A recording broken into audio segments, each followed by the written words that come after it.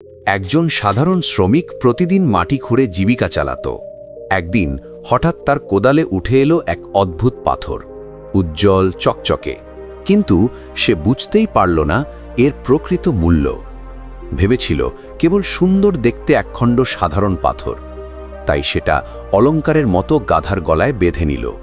গ্রাম দিয়ে হেঁটে যাবার সময় লোকজন বিস্ময়ে তাকিয়ে থাকলেও শ্রমিক পাত্তা দিল না। কিন্তু গ্রামের এক ধনী মুদি ব্যবসায়ী থমকে দাঁড়ালেন। তার চোখে পড়ল সেই পাথর। তিনি ভাবলেন দোকান সাজাতে কাজে লাগতে পারে।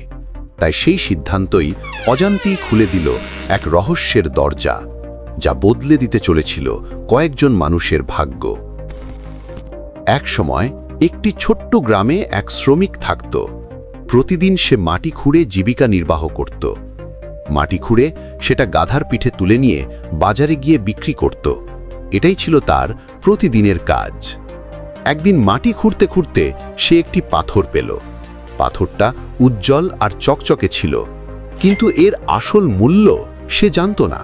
সে ভেবেছিল এটা শুধু দেখতে সুন্দর একখণ্ড পাথর। বেশি চিন্তা না করে সে সেটাকে গাধার গলায় অলংকারের মতো বেঁধে দিল এবং কাজ চালিয়ে যেতে লাগল। পরের দিন গাধা নিয়ে যখন সে গ্রাম দিয়ে যাচ্ছিল, লোকজন চকচকে পাথরটা দেখতে পেল। তাদের মধ্যেই ছিল এক ধনী মুদি ব্যবসায়ী। তিনি পাথরটিকে লক্ষ্য করলেন এবং শ্রমিককে থামিয়ে জিজ্ঞেস করলেন, এটা কি জিনিস? তোমার গাধার গলায় কেন বাঁধা? শ্রমিক হেসে বলল, আহা, এটা তো শুধু একটা পাথর। গতকাল মাটি খুঁড়তে গিয়ে পেয়েছি, আলাদা লাগলো, তাই গাধার গলায় বেঁধে দিয়েছি। মুদি পাথরটার দিকে তাকিয়ে রইলেন। তার ভালো লাগলো এবং তিনি ভাবলেন এটা দোকান সাজাতে কাজে লাগতে পারে। তাই বললেন, তুমি কি এটা আমাকে বিক্রি করবে? শ্রমিক কিছুক্ষণ ভেবে বলল, হ্যাঁ, কেন নয়, যদি নিতে চাও তবে 50 টাকায় নিয়ে যাও। মুদি সঙ্গে সঙ্গে রাজি হয়ে গেলেন। 50 টাকা দিলেন এবং পাথরটি কিনে নিলেন। তারপর সেটা দোকানের দাঁড়িপাল্লায় ঝুলিয়ে দিলেন। প্রতিদিন ক্রেতারা দোকানে এসে সেটিকে দেখে মুগ্ধ হতো। একদিন দুপুরে এক স্বর্ণকার দোকানে এলো। সে পাথরটা দেখেই বুঝল এটা কোনো সাধারণ পাথর নয়, বরং এক বিরল হীরকখণ্ড।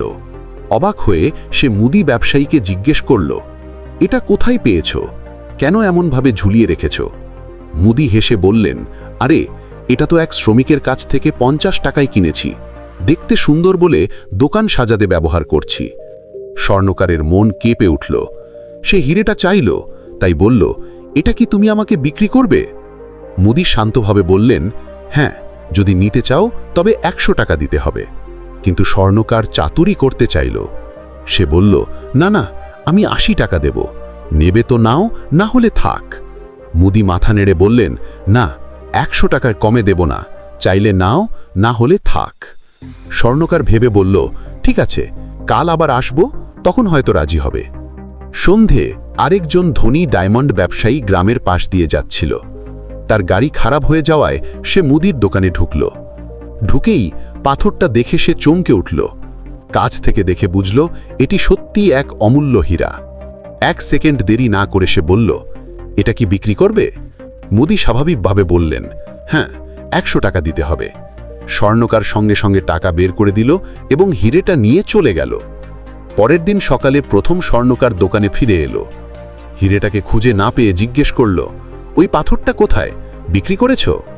মুদি বললেন, হ্যাঁ, গতকাল সন্ধে এক লোক এসে 100 টাকা দিয়ে নিয়ে গেছে।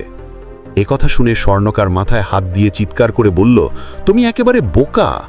ওটা কোনো সাধারণ পাথর নয়, ওটা ছিল এক অমূল্য হীরা, কোটি টাকার সম্পদ। আর তুমি সেটাকে মাত্র 100 টাকায় বেচে দিলে। মুদি হেসে বললেন, শুনুন তো, আপনি তো জানতেন ওটা অমূল্য হীরা, তবুও মাত্র 20 টাকার জন্য দরাদরি করতে গিয়ে হারলেন। এখন বলুন, বোকা আমি নাকি আপনি? স্বর্ণকার দাঁড়িয়ে রইল হতভম্ব হয়ে, নিজের ভুলের জন্য আক্ষেপ করতে করতে। এই গল্প থেকে আমরা 3টি শিক্ষা পাই। 1, সব জায়গায় কৃপণতা করা উচিত নয়। যেখানে দরকার সেখানেই সঞ্চয় করুন, নইলে অনেক বড় কিছু হারাতে পারেন। 2, সুযোগ হাতছাড়া করবেন না। বেশি বুদ্ধি দেখাতে গিয়ে অনেক সময় সামনে থাকা জিনিসও হারিয়ে যায়। 3, কাজ ফেলে রাখবেন না। একটা পুরনো প্রবাদ আছে, যে কাজ আজ করা যায় সেটাই সেরা সময়।